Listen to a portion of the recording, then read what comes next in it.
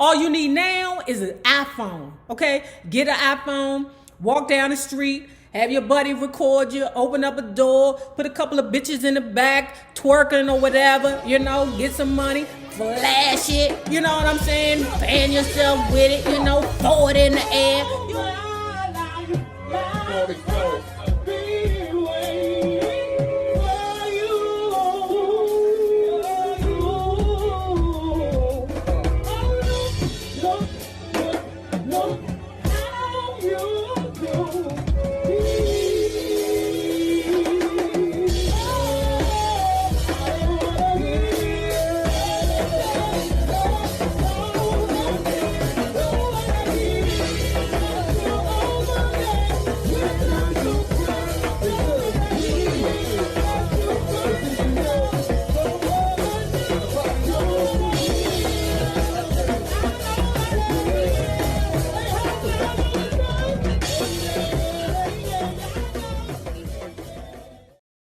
Well, hello there, love bugs. Hello there, Bellas. If you have not already done so, please remember to like, share, subscribe, and visit uptopbeauty.com.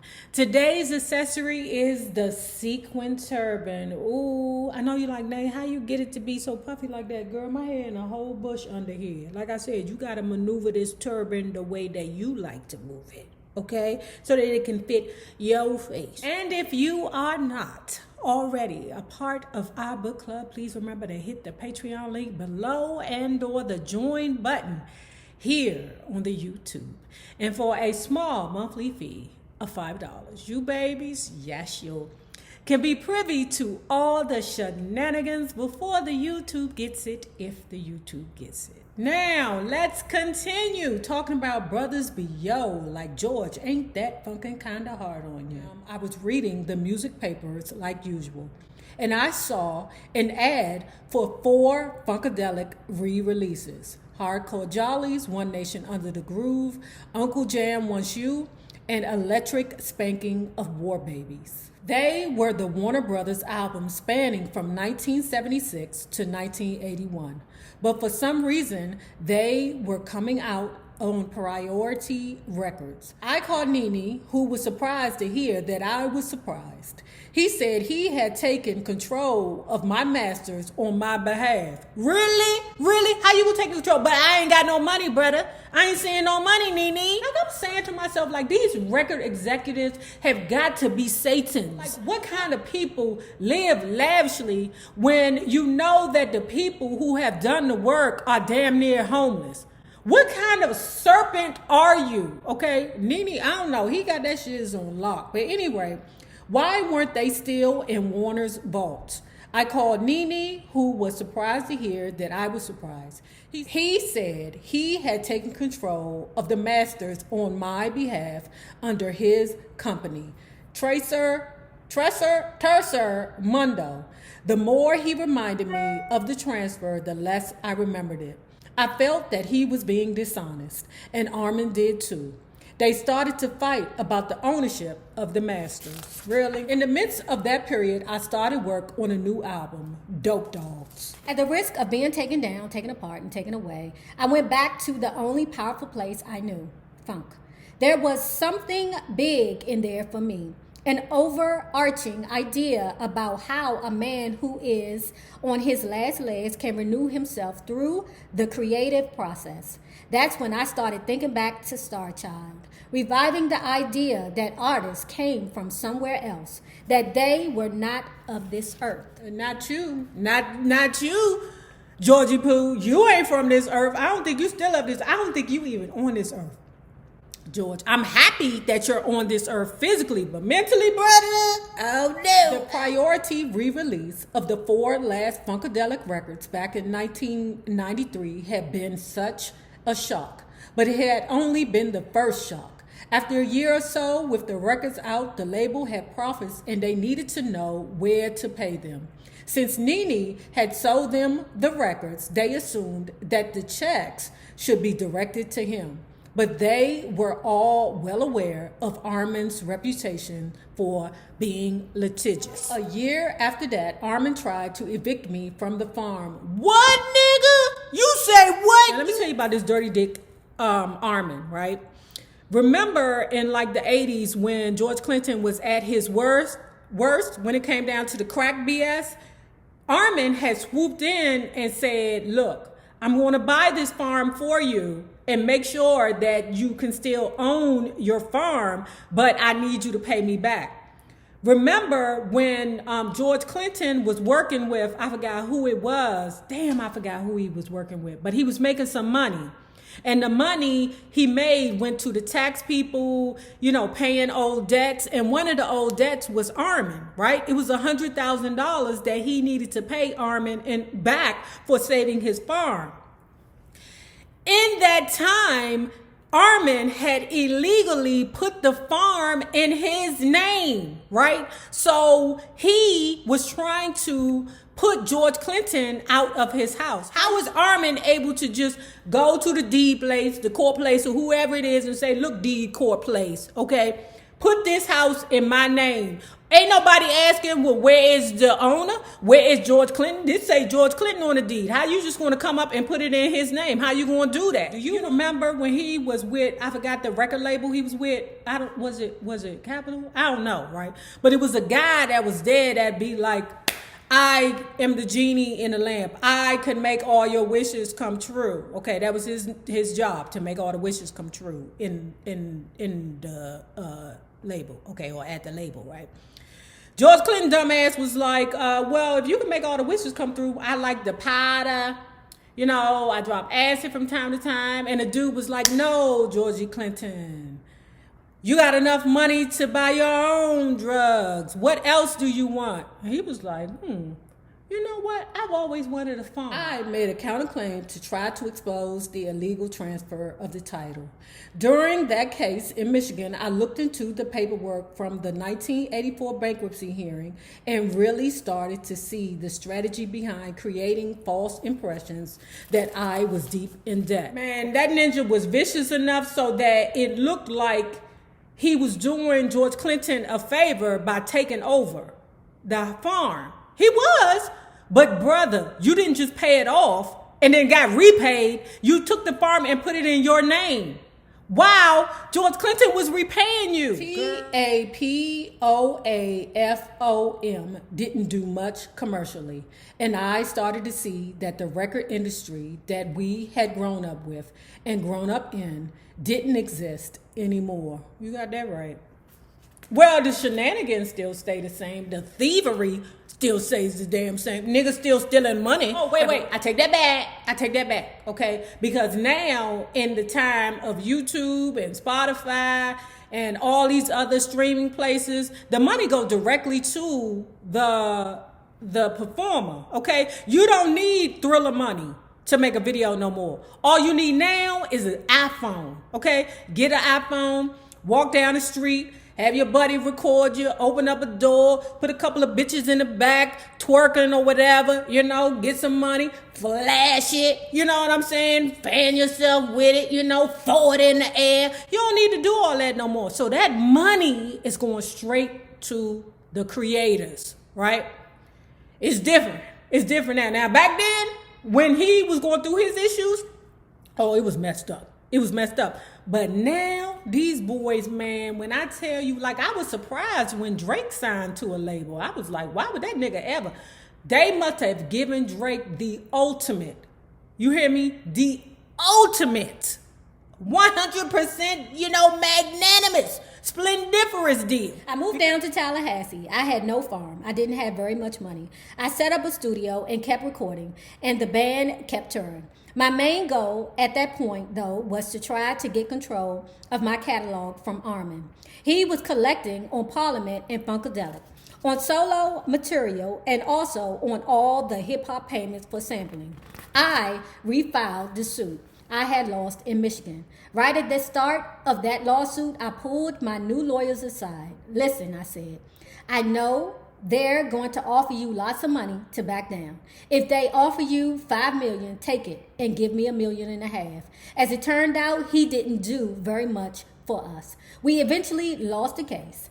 I believe largely because of a backdated document that claimed that I had signed the rights to all my songs to Armin back in 1982. Are there bright spots? There are some.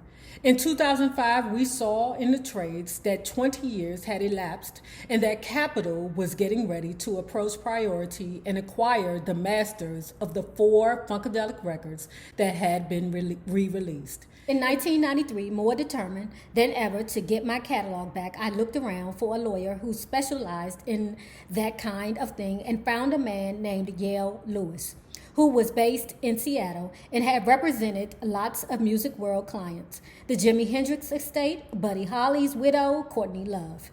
In May of that year, a forensic document expert gave his official opinion that the documents showing Nene's ownership of the masters, which was the only thing that would have allowed him to sell them to priority in the first place, was bogus. In June, Judge Real made a determination on the fate of the masters. By this point, he was starting to see the larger picture of trickery and misrepresentation. He had been the judge in the case a decade earlier when Nene and Armin had acted like I wasn't alive. Judge Real looked at the facts of the case and decided that the masters should come right back to me. Well, that's beautiful. You know what? He had just won a case recently. A case that he probably been fighting 100 years. Oh my gosh, poor man. How late do you have to be before you're absent? Was the last official record of that decade. Though there was another Funkadelic record, Toys, in 2008 that was rushed out without my involvement in order to satisfy some kind of settlement agreement between Armin and Westbound and Capitol. I didn't pay it much mind, mostly because I was paying more attention to the presidential election. Like many other people, I was caught up in the excitement of finally having a black president. Ooh, my Obama. Ow. Oh, God. So here we go. You got George Clinton and Sly back together. Now, according to George, he's been sober for a while, but we don't take him for serious when he say he's sober, right? Anyway, we got George and Sly back together. They hadn't hung out in a while, okay? But, you know, George say he had been sober. Now, we don't really believe George when he say he's sober because he has been known to lie, okay? In different interviews, you know, they are variations, you know, okay, I was sober, okay, I never smoked crack again, I wore crack around my neck, you know, and then I went home, got butt naked and smoked crack, you know, but I never smoked again. One of my trips out west, Sly and I got some vials of drugs and smoked them. Within minutes, I knew that something was wrong. I started to feel unwell, and then worse than that, it was some nasty shiz. Crack hadn't been real cocaine for years. It was always partly fake with B12s to give you a burst of energy. And who knows what else. Some of the what else got me quick. Fuck, I said. Take me to the hospital. I ended up staying there a week. See, that's what you get. That's what you get. You claim that you was sober. Georgie Pooh, you said that you was sober, then you hooked up with the damn Sly. Next minute you know you sick again. The doctors judged that I had suffered a cardiac incident and pointed to other factors: stress, exhaustion, and generally a taxing lifestyle. I never like to say that something is a blessing in disguise, but more troubles come in disguise than anything else. After that scare, I managed to kick crack. After 29 years on the pipe, I got off it once and for all. Okay, well, this is what you say right here. Okay, all right, well, this is what you're saying right here, okay. But that's a long time. 29 years, 30 years, crack, I mean, goddamn. But they still, do people still smoke crack? Can you still buy crack? I thought everybody had, you know, moved up to PCP. Because, you know, PCP give you the same effect, but for 36 hours, you know. Now, you may be naked running around with your guts hanging out, you know. But I thought that all the, you know, crackheads upgraded to dipper heads. I don't know, but I'm glad you got clean. I mean, if it's true, then, you know, shouts to La Vista. For all the certain misdeeds of Armin and Nene, the truth is that the way P-Funk was picked clean doesn't all come down to deceit of a few individuals. The system is crooked too. The P-Funk catalog was published through BMI, which was supposed to administer monies fairly and efficiently, but writing credits were reassigned or payments went to other artists with similar names. So let's take it back. Remember when Nene had went to Capitol and was like, yeah, George Clinton, P-Funk, all them, they need more money. Okay, this is right after Casablanca Records got, absorbed by Capitol, right? Was it Capitol or was it Warner Brothers? Whatever. What happened was one of the executives was in his feelings because he was like, wait a minute, how can your dude George Clinton have a problem with us when we just got him a soundtrack? George Clinton looking at him like, a soundtrack? You got me fucked up, brother. I ain't got no soundtrack. Not right now. What you talking about? Come to find out, it wasn't George Clinton. It was the composer, George S. Clinton. So the dude, George S. Clinton, was getting royalties. So by the time that the dude, George S. Clinton, realized, wait a minute, these are my royalties, he gave them back to the label. The label didn't want to be bothered, so they gave them to Nene and Armin to separate and, send out the money appropriately. But Armand's a dick, okay, and Nene's a pussy, and they over there standing next to each other. Okay. In 2010, Gary S. was very ill with brain cancer. After some time in the hospital in Houston, he went home to Maryland. One night after a show in New Jersey, we found out that he had taken a turn for the worse. We drove down to see him, and he was still being himself, energetic, clowning a bit, but at the same time, it was over. We could tell. I lay down in his bed on one side of him, and Ronnie Ford lay down on the other. We stayed there all night with him. The Gary who was dying and the memory of the Gary who had lived. The one who had come to the barbershop as a kid, who had played guitar with us and written songs with us and wore a diaper on stage to help lift the crowd higher into the joy and the power of P-Funk. In the morning, the hospice nurses came to bring food, and one of them told us that it was a matter of hours. And you know what? Up until the end, within his life shrinking to nothing, Gary was preoccupied with Armin and what Armin had done. As Gary had told me many times over the years, instead of paying out royalties, Armin instead told Gary that he was paying off Gary's house. He kept coming around to extend this unfair deal and without royalties, even with Gary on his deathbed. When I heard that, I knew what I had to do. I had to dedicate myself to bring all this to light. The forces that have tried to separate all of us from our music have to be called to account. Investigate, interrogate, unseal, reveal. If we don't get this right, they will win. Now, if you have not already done so, please remember to like, share to Facebook, and subscribe because it is so important to our success here on the YouTube. Now, remember this. The same people that you meet on the way up will always be the same people that you meet on the way down. My naysayers, my patron loves. You babies, y'all have a good one, get vaccinated, and be safe.